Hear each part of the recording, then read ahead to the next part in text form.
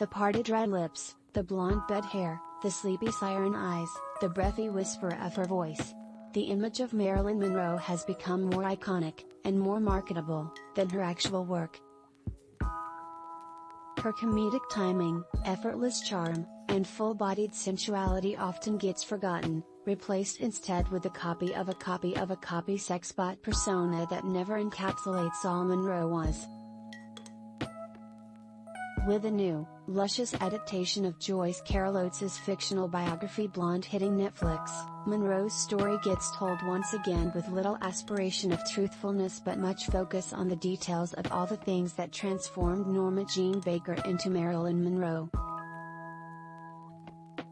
The mystery and the tragedy of her early life, abandoned and reabandoned by a mother suffering from paranoid schizophrenia, sexually abused by her foster parent, unenthusiastically married off at 16, and her rise to being one of the definitive Hollywood movie stars of all time make for TV movie CA.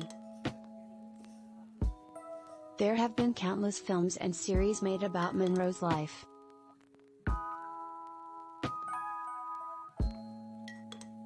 A lot of these are told from the point of view of the men who took advantage of her or pined for her from afar, so much so that there's a whole genre of Marilyn and me stories that lean heavily toward the and me part.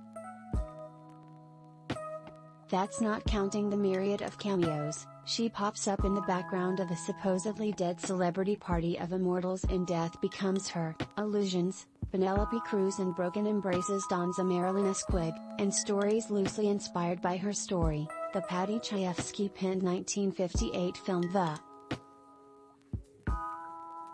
The fantasy of Marilyn Monroe is easily recognized, but embodying her is no easy feat for an actress because she is stepping not just into Monroe the person but the very idea of her that has been developed and twisted over decades.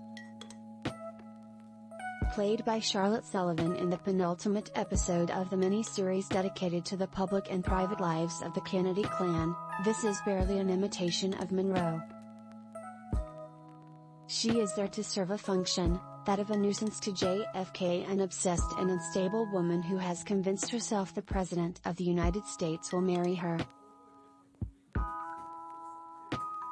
In a series criticized for taking liberties with historical facts, it's not surprising there is little respect paid to the memory of Monroe. She has to mock blow Bobby Kennedy, who's presented here as little more than a crass, unstable bimbo.